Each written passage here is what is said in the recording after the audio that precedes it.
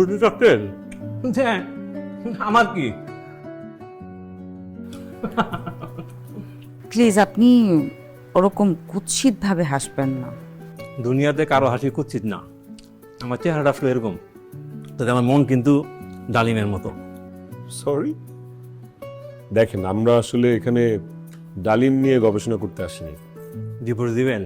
দেন, আমার কি? 3 অক্ষরের শব্দ বললেই ফিনিশ। কাগজপত্র যা আছে রেডি করে দিব।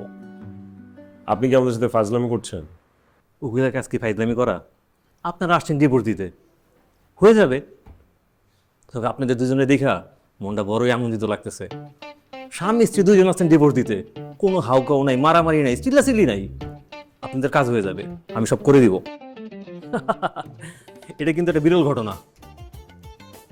আপনারা কি সত্যি ডিভোর্স দিবেন? দেখুন, আমরা দুইজনই শিক্ষিত পরিবারের, সম্ভ্রান্ত পরিবারের। আমরা বাসা থেকে সিদ্ধান্ত নিয়ে এসেছি মিউচুয়ালি যে আমরা আলাদা থাকবো। রাখেন রাখেন রাখেন, আলাদা থাকবেন মানে? একটু আগেই তো বলেন ডিভোর্স দিবেন। আলাদা থাকবো মানে একেবারেই আলাদা, মিন্স সম্পর্ক শেষ, রাইট? এখনকার দিনের সম্পর্কগুলো বড় আজব। এটাকেই বলে সম্পর্ক, ছেড়ে গেলেও মায়া থেকে যায়। বসেন বসেন, আরে বসেন না, বসেন বসেন।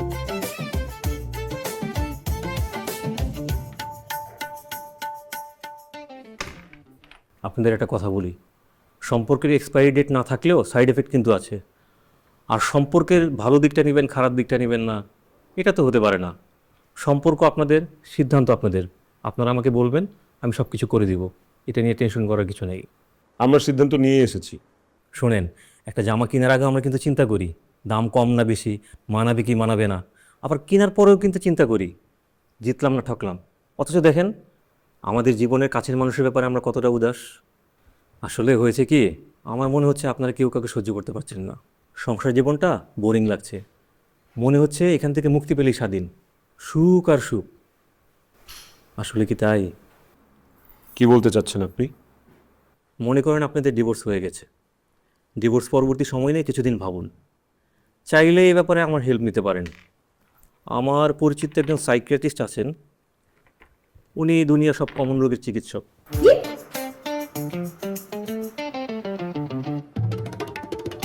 বাই এনি চান্স আপনার কি মনে হচ্ছে যে আমরা মানসিক বিপর্যস্ত, আমরা মানসিক রোগী?